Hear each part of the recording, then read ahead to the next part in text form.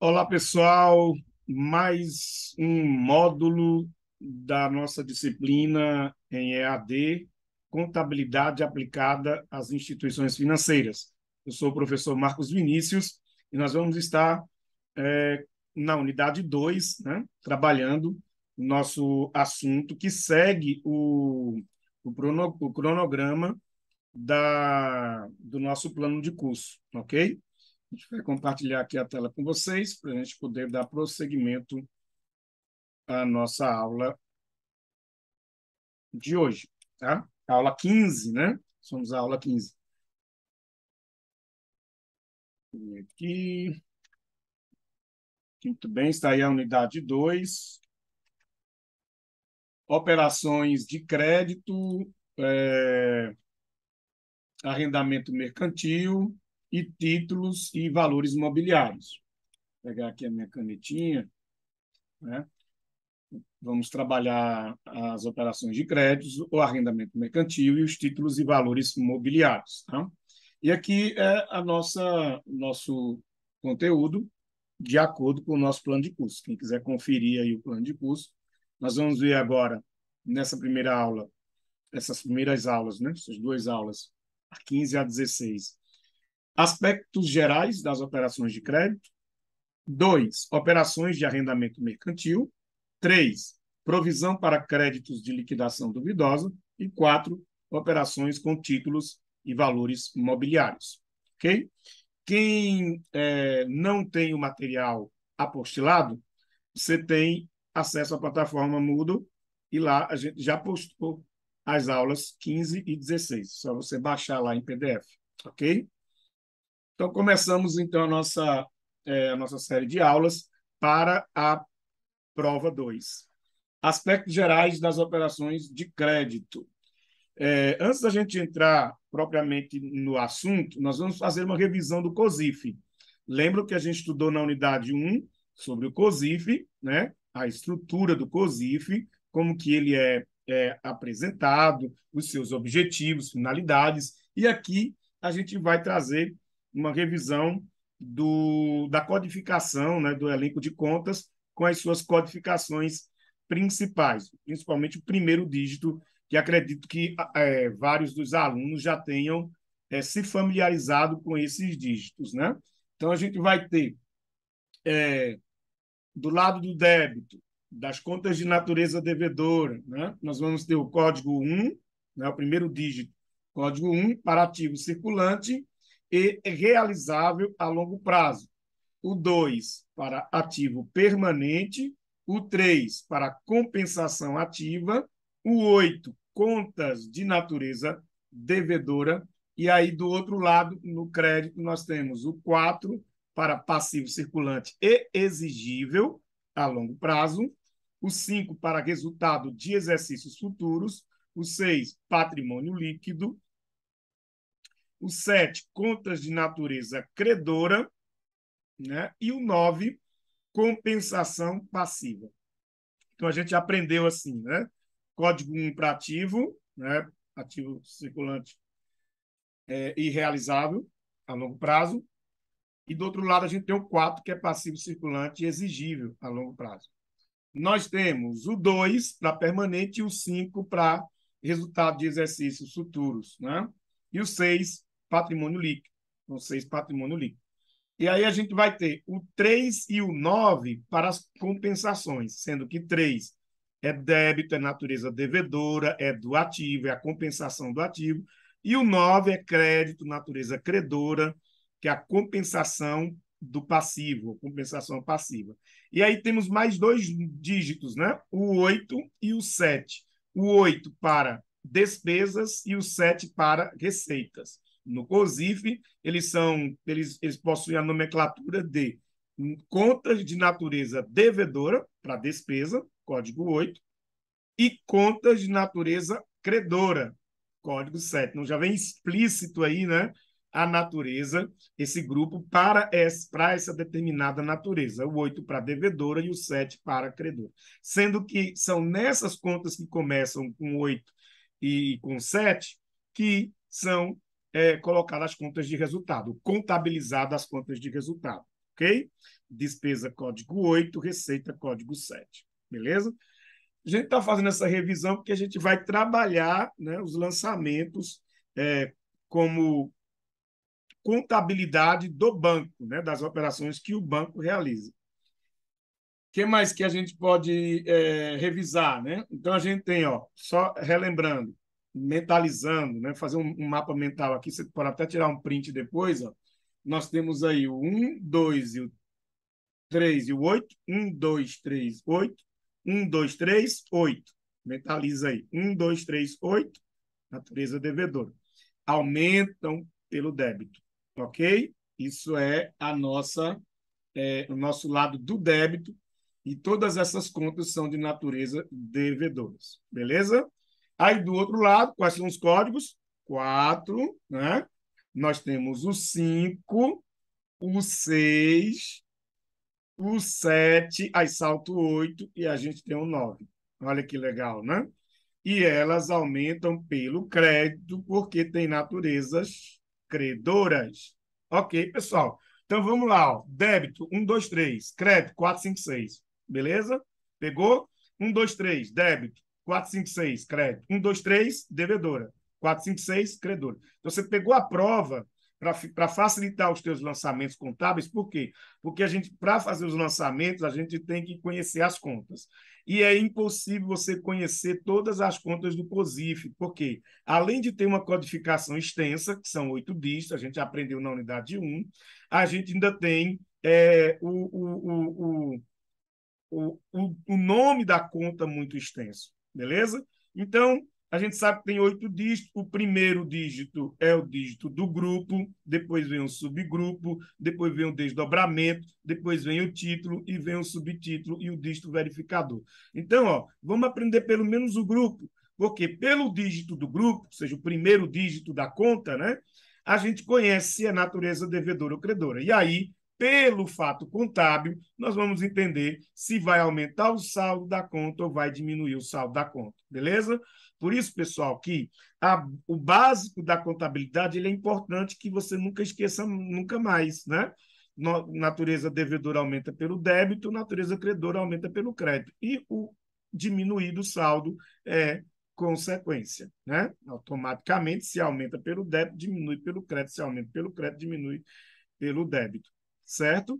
Então, aprendeu essa codificação, sabendo que 1, 2, 3 é devedora, 4, 5, 6 é credora, aí você fez, ó, 1, 2, 3, 4, 5, 6. Quais os números estão faltando? 7, 8, 9, certo? 7, 8, 9. Aí você fala assim, tá, como que eu vou colocar, né, em débito e crédito? Aí você tem que fazer uma inversão, tá? Normalmente você poria o 7 no débito e o 8 no crédito, pela ordem, né? Mas aí ele inverte, tá bom? No caso, eu tenho o débito para o 8 e o crédito para o 7, tá? Então, 7 receita, 7 receita, 7 receita. Eu gosto de associar as coisas, vocês sabem disso, né? 7, ó, C, ó, C, 7, 7, 7, 7, 7, receita, né? Então, receita 7, beleza? Então, ela fica do lado do passivo, lado credor. E o 8, então, fica do lado do débito devedor. Lembrando que 8 é as contas de natureza devedora e o 7 contas de natureza credora. Sobrou 9, para onde ele vai?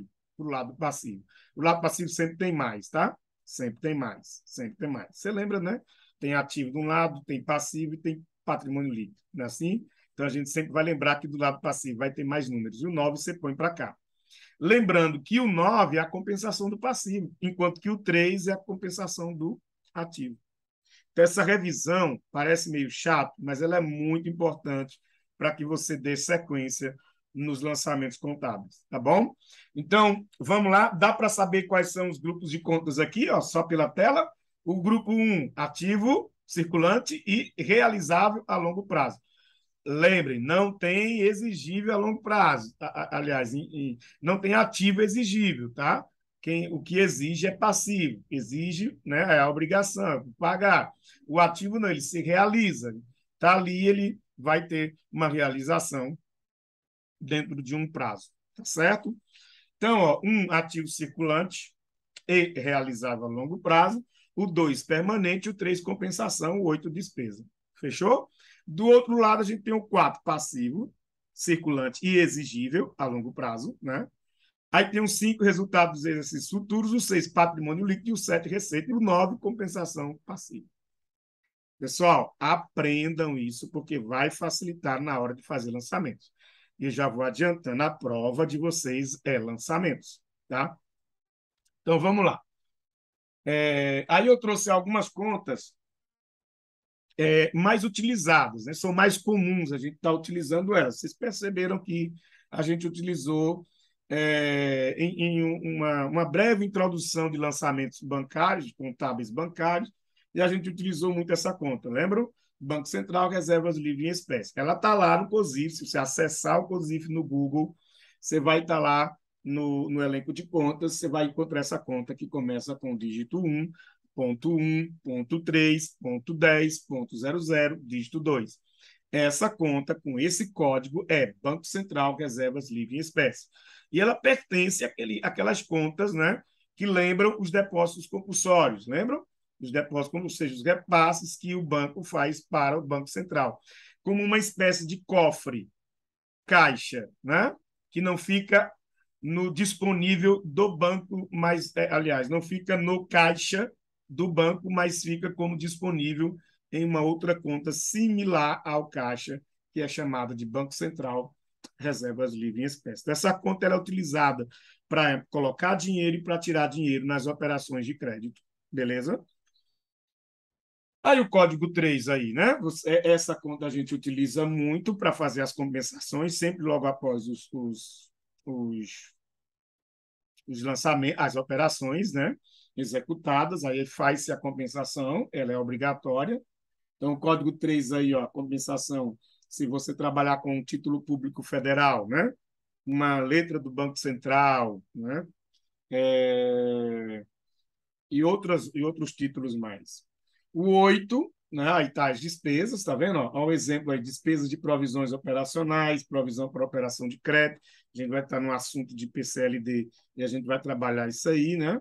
Aí, do outro lado, ó, olha a conta que é muito utilizada, principalmente quando, em operações que o banco tem com as empresas, né? Que são clientes do banco. Então, ela usa muito a conta que começa com o dígito 4, ponto 1, ponto 1, ponto 20, ponto 00, dígito 4, que são os depósitos de pessoas jurídicas. Então, toda vez que um cliente deposita um dinheiro no banco, é uma empresa que está depositando dinheiro no banco, a conta utilizada para registrar a obrigação do banco para com a empresa, que o dinheiro é da empresa, é essa conta 4 aí, tá? A 7 é uma das contas de receita também muito utilizadas quando se faz operações de crédito com relação a empréstimo, rendas de empréstimo. E o 9, títulos e valores imobiliários classificados em categoria, que é a compensação que é sempre utilizada, né, para fazer a contrapartida do código 3, tá bom? E aí, normalmente, o código 3, ele identifica qual é o título, mas o código 9, ele generaliza tudo em títulos e valores imobiliários, tá? Então, vamos lá, pessoal. Feita essa breve revisão aí do COSIF, a gente introduz a nossa matéria de operações de crédito. Nos aspectos gerais das operações de crédito, a gente vai dizer inicialmente que essas operações elas representam, usualmente, a principal aplicação de recursos captados pelas instituições financeiras. Ou seja, a instituição financeira, para ela operar, para ela existir, ela precisa de capital, ela precisa de dinheiro. E ela não opera com o seu dinheiro, ela vai operar, ou melhor dizendo, ela não vai ganhar dinheiro se o capital ficar ali, ele precisa ser movimentado. E a movimentação que a instituição financeira faz, ela rende, né? Ela rende com essas operações, certo? Então, para elas fazerem essa captação, aliás, essa aplicação de recursos, desses recursos que são captados, né? Que capta esses recursos como? Com os depósitos, né? Principalmente os depósitos a prazo que as empresas fazem, a poupança, os investimentos, e aí ele pega esse dinheiro, esse recurso captado, e vai fazer a aplicação para render dinheiro para o banco. Tá? E as operações de crédito é a principal fonte de aplicação. Com esse dinheiro o banco aplica em operações de crédito com o dinheiro dos seus clientes, tá? Então, ela é uma fonte, está aqui, ó, de receita mais significativa do banco, tá? Então, ela vai ter, a operação de crédito é a operação rotineira do banco, né?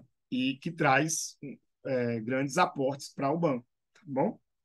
Bom, houve uma evolução recente do crédito, a gente colocou isso no material de vocês aí, né? Através da lei da reforma bancária, de mercados de capitais e também do sistema financeiro habitacional e demais regulamentações posteriores, etc. Né?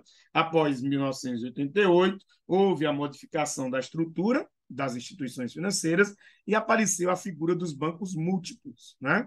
Bancos múltiplos, a gente viu na unidade passada, né? Que ele tem que ter pelo menos duas carteiras, e dentre essas duas carteiras, uma tem que ser comercial ou de investimento. E aí ela tem outra carteira para se constituir um banco múltiplo, beleza? Bom, a autorização do Conselho Monetário para bancos múltiplos com essa reforma fez com que eles pudessem trabalhar com diversas carteiras, né? Duas ou mais carteiras, não pode ser uma só, porque aí não é múltiplo, tá? Então, banco múltiplo com duas ou mais carteiras. E aí ela tem, ó, carteira de crédito e financiamento e investimento, a carteira comercial, que é uma das que são exigidas, né? Ou ela comercial ou esta aqui de investimento, também chamada também ou de desenvolvimento, tá? E aí ela pode trabalhar também, ela é autorizada pelo Conselho, esses bancos, para trabalhar com crédito imobiliário e com arrendamento mercantil, tá bom? Então a gente vai trabalhar hoje com as operações de crédito, mais na frente a gente vai trabalhar com arrendamento mercantil e depois com outros títulos e valores imobiliários, né? Que aí entra o crédito imobiliário, investimento, desenvolvimento, tá bom? Então, bom, algo que é importante, que muitas vezes cai em prova, cai em concurso, nos exames, é você, quando falar de operações de crédito que o banco vai operar, destacar as vedações para concessão de crédito. O que é isso? Vedação é proibição, né? A quem não se pode conceder crédito, a quem o banco não pode conceder crédito, tá certo? Então, as instituições financeiras não podem realizar operações de crédito com quem? Primeiro, com os diretores e membros de conselhos do banco, seus cônjuges e parentes até o terceiro grau, né? Se você é parente até o terceiro grau, né, filho, sobrinho, neto, né, dessas pessoas que são diretores, né, ou que são cônjuges, essas pessoas elas não podem, o banco não pode oferecer crédito, não pode operar, né, realizar operações de crédito com essas pessoas, tá? Também é proibido fazer operações de crédito para próprios sócios da empresa, do banco, tá? Ou acionistas que tenham mais de 10% do capital. Se for um acionista pequeno, como os minoritários, eles não são controladores, eles não, aliás, não é nem controlador e não tem mais do que 10% de capital social.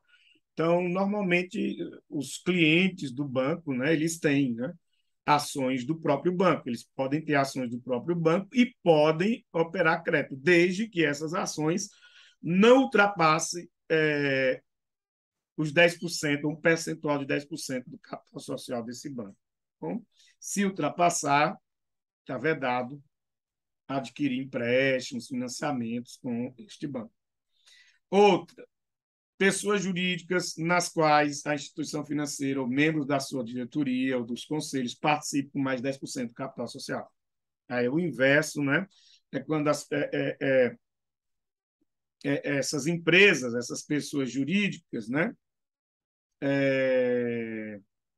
A instituição financeira ela tem capital nessas pessoas jurídicas, nessas empresas. O banco tem capital nessas empresas. E o capital que o banco investe naquela empresa é de mais de 10%.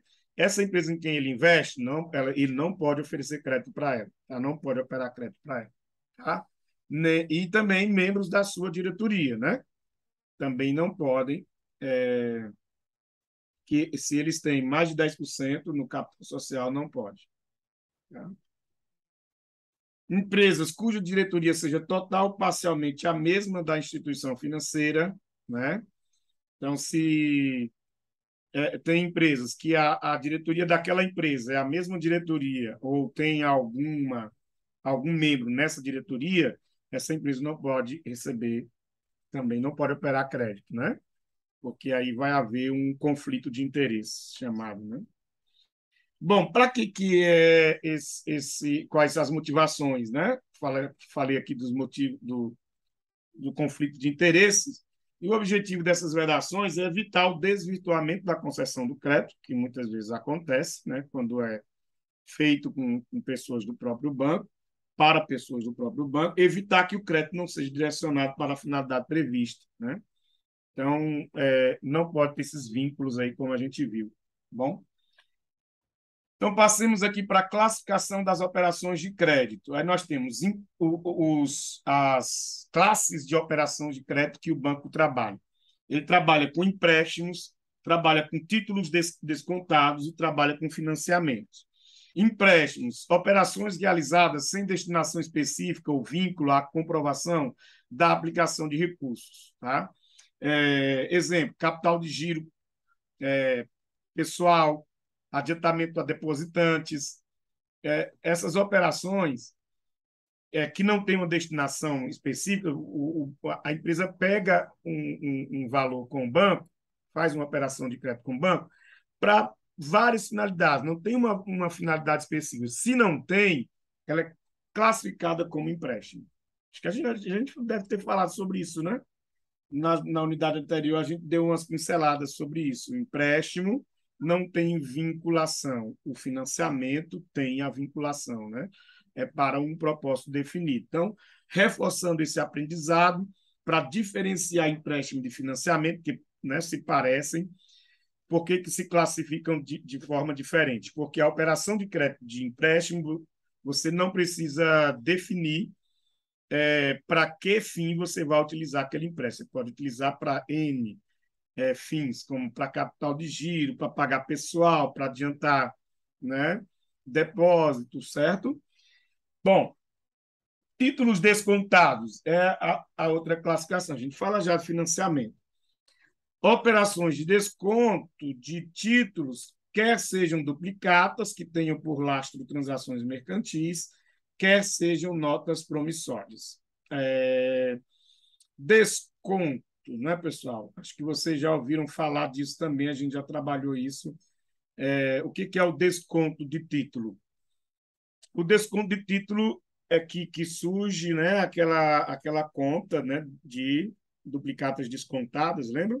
Que era do ativo, e com as novas leis, as reformas, a lei, as normas internacionais, passou-se a ser configurada no passivo. Essa conta de duplicadas descontadas origina-se desse tipo de operação de crédito. Que é quando o banco precisa de dinheiro, né? Perdão, a empresa, o cliente precisa de dinheiro, e aí ele vendeu a prazo. Então, o que ele faz? Ele pega aquele boleto, ou aqueles boletos que ele vendeu a prazo, vai no banco com esses títulos e desconta. O que é o desconto? Se você tem um título de 1.000, aí você dá os 1.000, o banco faz um desconto para ele, né? E te devolve o outro percentual. Vamos dizer que era 1.000, o banco vai ficar com R$ 50 e vai depositar na sua conta 950 e vai ficar com o título para ser recebido no vencimento. Entenderam, né? Então, você está aqui com o seu boleto, você está esperando seu cliente pagar. Mas aí você não pode esperar ele pagar, porque é só daqui a 30 dias. Você está precisando do dinheiro, e aí você vai no banco com esse título, exemplo de R$ 1.000. O banco, então, diz para você que tem uma taxa de 5%, e aí você vai receber, né, os 950 na conta, e acabou. Você perdeu 50, né? Você pagou 50 de juros, tá? Juros para você, né? E que houve desse desconto da duplicata, por isso que ela é chamada de desconto. Há um desconto aí para ser recebido pelo banco, tá? Característica que a gente já discutiu sobre, falando sobre a conta duplicadas descontadas, né?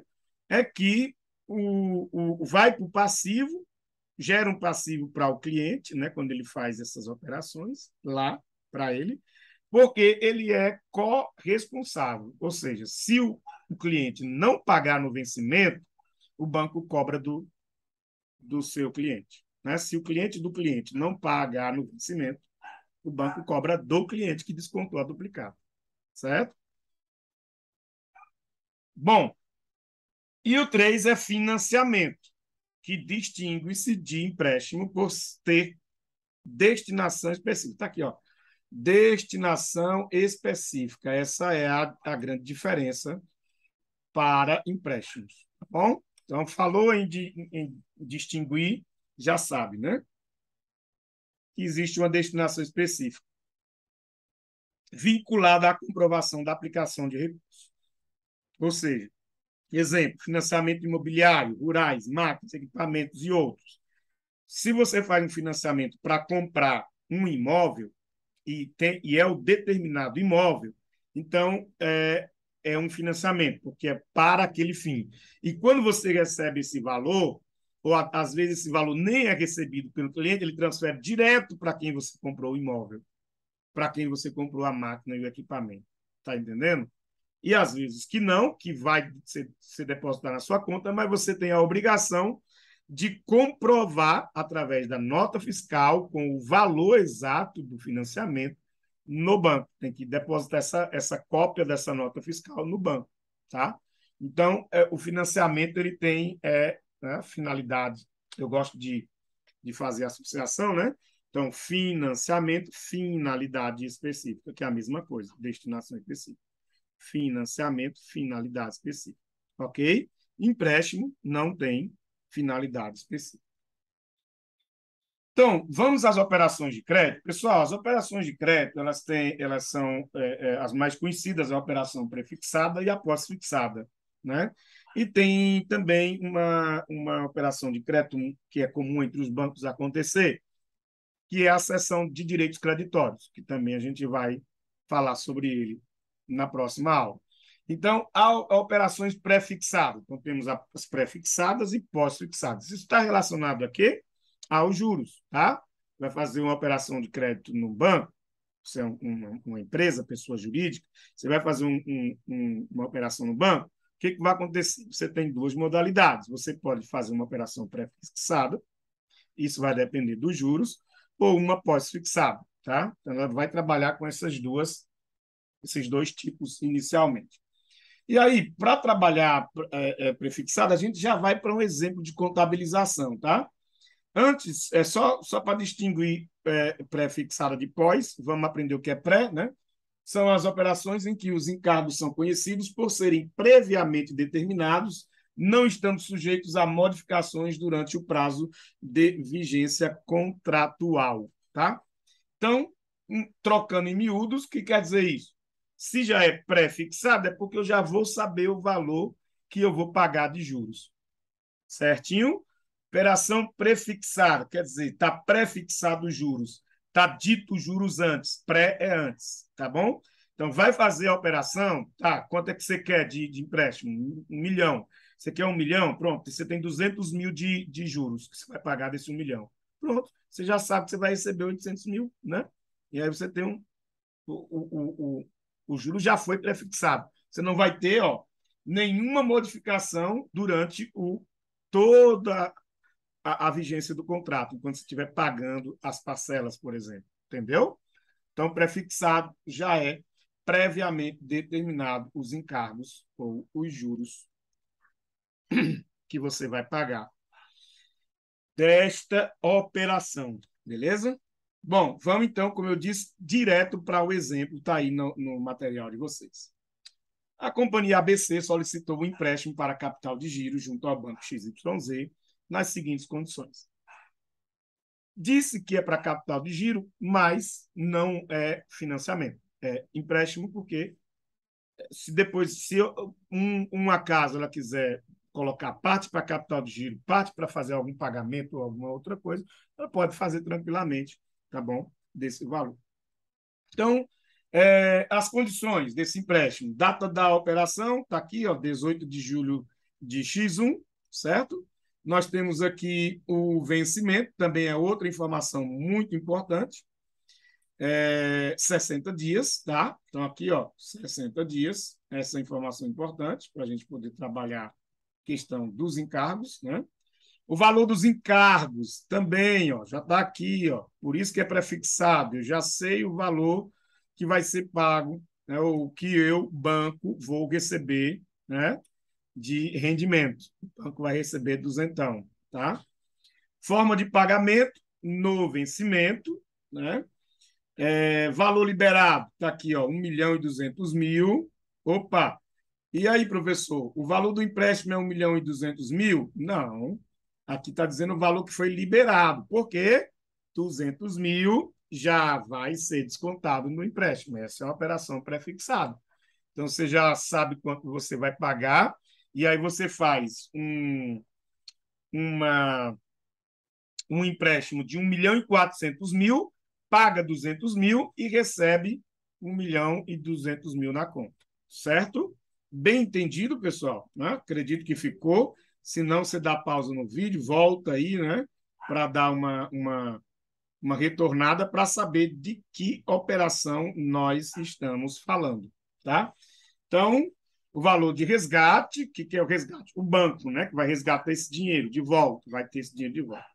Pessoal, sempre muito cuidado para ter a cabeça voltada para o banco, tá? Você é o banco. Os lançamentos que você vai fazer é do banco, certinho?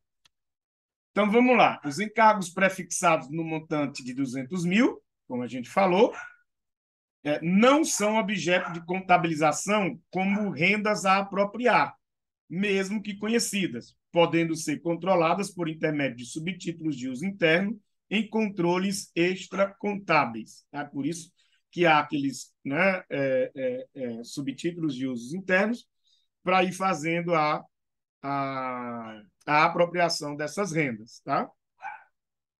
Mas como o valor, né, do encargo já está sendo descontado naquele momento, tá?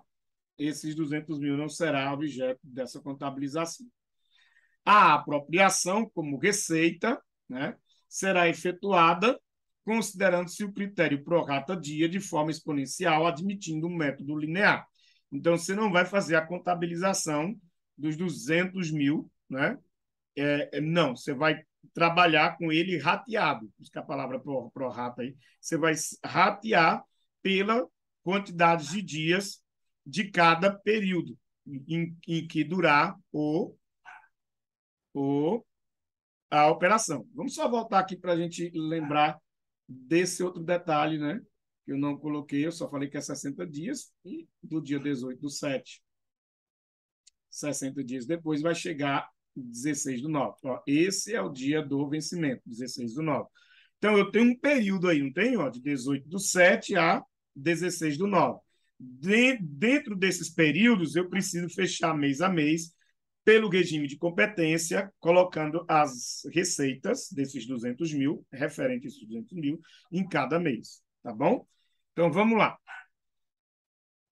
Aqui está como que é feito. Professor, mas eu vi isso aqui na apostila, como é que faz? Não tem lá o cálculo? Tudo calma. Né? É muito fácil de fazer, por isso não está lá detalhadozinho como que se faz, porque depois que você pega aqui o assunto na videoaula, você vai destrinchar qualquer tipo de prorata dia. Tá?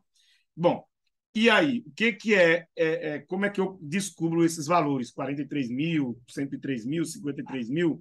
Como que é? Bom, você vai separar por quantidade de dias referente a cada período, cada mês, tá? Então, se o empréstimo foi realizado no dia 18, né? Começa a contar juros de que dia? Dia 19. Concorda comigo?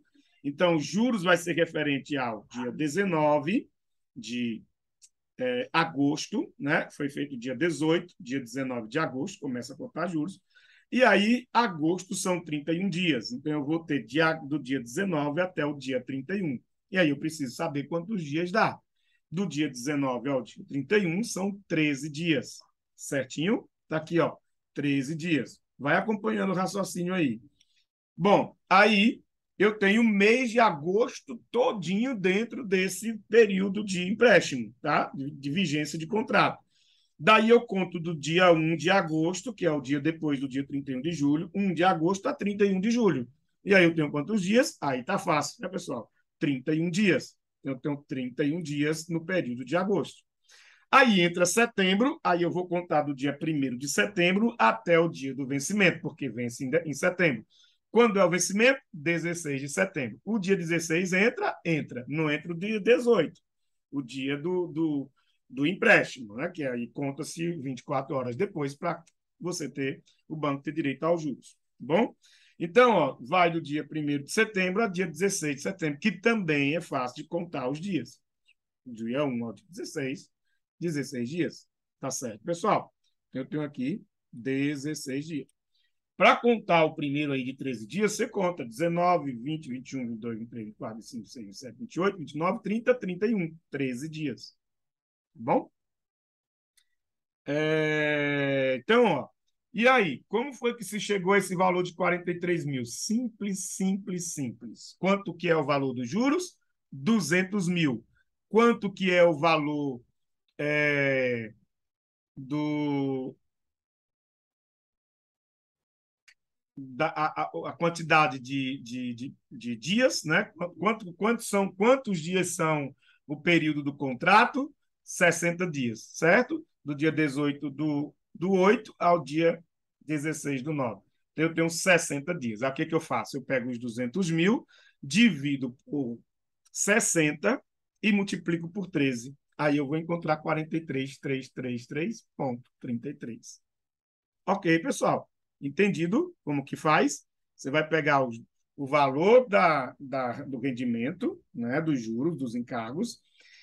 Você vai dividir pela quantidade de dias do contrato, 60 dias. Você pega do dia que fez o contrato ao dia do vencimento. Tá bom? 60 dias. E multiplica pela quantidade de dias do período que você vai ratear esses 200 mil. Então, quando eu pego os 200 mil, divido por 60 e multiplico por 13, eu vou ter 43.333,33. Fez aí? Deu certo? Aí, para o mês de agosto, como é que eu encontro 103 mil? 200 mil dividido por 60 e multiplicado por 31. Eu vou encontrar 103 mil. E para os 16 dias, 200 mil dividido por 16, dividido por 60, multiplicado por 16, e aí você tem 53 mil. Professor, por que o senhor colocou esse 34 se está dando 33? É para poder fechar a conta, né? Não ficar 199.999,99. Aí no último cálculo aí você, né, põe mais um centavo aí para fechar a conta dos 200 mil. Tá certinho? Belezinha? Entenderam aí, né? Como se faz o cálculo da receita para a contabilização. Vamos ao que nos interessa, que são os lançamentos. O primeiro lançamento é na liberação do empréstimo, que é feito no dia 18 de julho. Julho? Será que está errado aqui? 18 de julho? Deixa eu me ver. É 18 de julho, né? 18 de julho. Tá certo, tá certo. Eu estou confundindo aqui. É 18 de julho mesmo, né? Vai de 19 a 31 de julho, tá certo? Depois eu tenho o mês de agosto e uma parte do mês de setembro. Então é isso, é 18 de julho mesmo. Então, como é que eu vou fazer os lançamentos? Professor, eu vou decorar essas contas? Não, pessoal. As contas elas vão vir lá para você. A gente tem uns exercícios resolvidos, inclusive está até no material, que vem as contas que serão utilizadas. Então, você vai utilizar aquelas contas. Aí você vai lembrar, né? Pelo que você vai fazer. Então, o que, que eu vou fazer? A liberação do empréstimo. Então, eu estou liberando o empréstimo para o cliente, eu banco. Eu estou liberando o empréstimo para o cliente. Então, eu estou fazendo, então, o lançamento da liberação desse empréstimo. Então, primeiro, eu vou debitar a conta empréstimos, porque é uma conta 1, ó, código 1, porque quando o banco empresta dinheiro, o que, que ele adquire, pessoal, primeiramente? Ele adquire um direito, né, de receber. Mesma coisa, normal, para qualquer empréstimo concedido. Você está concedendo um empréstimo, então você vai ter esse empréstimo a receber. Certinho? Você deu dinheiro para alguém emprestado, você vai receber dessa pessoa. Então, o banco está emprestando dinheiro, ele adquire um direito, tá? Código 1, direito, que a conta é só empréstimos, né? Que aqui o que eu já falei para vocês. É questão de operacionalidade. As empresas, para utilizar a conta empréstimo sem nada, né? Se só botar empréstimo, vai se entender que é empréstimo a pagar, tá? Porque ela não trabalha com empréstimos. Então, se tem algum empréstimo, é porque ela ocasionalmente, esporadicamente, fez um empréstimo. Já o banco não, é a operacionalidade dele. Ele trabalha com empréstimo. Então, a conta empréstimo é para dizer que ele tem a receber, não é ele que pede emprestado. Normalmente, ele empresta dinheiro para as pessoas, tá? Nas empresas. E a conta de, sim, e o valor, né? 1.200.000. Opa, 1.200.000. Mas não era 1.400.000? Aí onde que está a questão do prefixado, né? Você vai fazer o lançamento de 1.200.000 inicialmente, tá? Separado dos 200.000, porque já se conhece, é prefixado. Então, você vai debitar empréstimos em 1.200.000, mas o banco só vai receber 1.200.000? Calma, calma, ele vai receber 1.400.000, foi o que foi contratado e é o que o cliente vai pagar. Ele vai pagar 1.400.000 no vencimento, tá bom? Pois bem, então, ó, a contrapartida é a conta do cliente, tá? A conta depósitos de pessoa jurídica, aonde vai se alocar e vai representar para o banco uma obrigação, porque o banco não trabalha com o seu próprio capital, seu próprio dinheiro, trabalha com o dinheiro dos outros, né? Então ele está lá, ó, depositando esse 1.200.000 numa conta de pessoa jurídica, que é o seu cliente, né? 1.200.000, que é o que ele está recebendo na conta dele. E está indo para esse código 4, tá? Como uma obrigação do banco, porque esse 1.200.000 lá para o cliente ele vai gerar uma obrigação para ele, lá na contabilidade dele, mas o banco também gera-se uma obrigação, tá? Porque está trabalhando com dinheiro que não é dele. Então, no Gasonete, a gente debita a conta empréstimo do direito e credita a obrigação, código 4 do passivo. Aí chega dia 31/7, é preciso fazer a apropriação da receita, tá? Pelo regime de competência. Aí a apropriação, você vai debitar a parte que você calculou do mês de julho, debitando empréstimos, tá? Que é para ir somando até chegar a 1.400.000. Aí faz esse lançamento e credita rendas de empréstimo, tá? Aí, ó, a conta de crédito vai configurar a renda que o banco está tendo, né, com essa operação de crédito, tá? E aí, ó, a conta empréstimo ela vai aumentando, a conta do direito, ó, 1.243.000 até chegar em 1.400.000. É assim que é feita essa contabilização. E vai contabilizando a renda até chegar a 200.000, tá bom? Pronto, pessoal. Aí esse lançamento ele se repete enquanto durar o prazo de vigência do contrato da operação de crédito de empréstimo. Então, nós temos, se vai vencer só em setembro, nós temos ainda o mês de agosto. Nós vamos fazer, né, toda essa apropriação do mês de agosto. Então, 31 dias, nós vamos também debitar a conta empréstimo com o valor correspondente dos 31 dias e creditar rendas de empréstimo. Olha que fácil, né? Olha que legal. Mas só somando, está chegando nos 1.400.000. Aqui na renda, você debitou, creditou, né? Método das partidas dobradas, sempre funcionando aí. Aí o somatório deu 146.000, está chegando nos 200.000, que vai agora, né? Dia 16/9 chegou, é o que o banco faz? Contabiliza a renda que foi rateada dos 200.000, correspondente aos 16 dias. Daí debita empréstimo novamente, 53.000, credita rendas de empréstimo, 53.000. E olha aí o Razão trazendo para nós o saldo que vai ficar, né, para receber. Olha lá, 1.400.000 é o direito que o banco tem de receber do cliente. E 200.000 é o valor que já foi prefixado do que o banco iria ter de renda. Certinho? Beleza, pessoal? Bom, e aí, quando a liquidação? No dia 16, não foi feito no dia 16 a apropriação, e aí vem a liquidação do empréstimo. Na liquidação do empréstimo, você vai debitar depósito de pessoas jurídicas 1.400.000, né? Por quê? Que essa conta está sendo debitada? Porque está sendo tirado dinheiro dessa conta. Essa conta é genérica, mas ela está representando uma conta específica, que é a conta bancária do cliente. Então, a conta bancária do cliente foi creditada, e é por isso que no extrato do banco, e aí onde há confusão, que quando a gente estuda contabilidade, débito e crédito fica meio confuso, né? Que aí débito é coisa positiva, crédito é coisa negativa. Como assim? Se no extrato bancário, quando aparece o Czinho lá, é porque eu tenho dinheiro entrando, creditando, né? E o Dzinho está dinheiro debitando. Então, aquele débito e crédito do extrato bancário, ele é assim por causa da contabilidade que é feita no banco. Então, no banco, está sendo feito um débito. Esse débito está exatamente se repetindo lá no extrato bancário, que é do sistema da contabilidade direto para o sistema de conciliação bancária, de extrato bancário, tá entendendo? Então, ó, está sendo debitado porque o vencimento, o pagamento era no vencimento, chegou o vencimento, o cliente que pediu os 1.400.000 emprestado está devolvendo para o banco e por isso está sendo debitado aí, né? 1.400.000 na conta dele. E esse débito também zera, né? Aqui a gente não está fazendo as compensações, né? Mas elas zeram aí a obrigação que o banco tem, né? Desse dinheiro ter voltado para ficar disponível para quem é de direito. Então, ó, debitor, depósito, pessoa jurídica. E quem é que vai ser creditado? Ora, o direito que o banco tinha de receber. Por que tem que ser creditado? Porque eu tenho que zerar essa conta, senão eu vou ficar querendo cobrar do cliente de novo, né?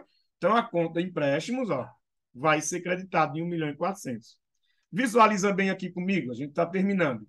Olha só aí, ó, depósito de pessoa jurídica. Está vendo que você tem um saldo credor de 1.200.000? Esse saldo credor, por quê? Porque foi o saldo que foi colocado como crédito na conta do cliente. E olha a conta de empréstimo aqui do outro lado, né? Ó, tem um saldo a receber de 1.400.000. Com o lançamento, esse direito se extingue. Então, você debita aqui, ó, 1.400.000, porque o cliente está devolvendo esse dinheiro, e credita 1.400.000, zerando o saldo devedor desta conta de empréstimo. E aí, pessoal? Fácil, difícil, né? Bom, vamos lá, né? Vamos seguir. Então, tá aí. A gente volta na próxima aula, na aula 16, com as operações pós-fixadas e os direitos, seções de direitos creditórios. Beleza? Deixa eu compartilhar aqui. Bons estudos, ok? Fiquem todos com Jesus.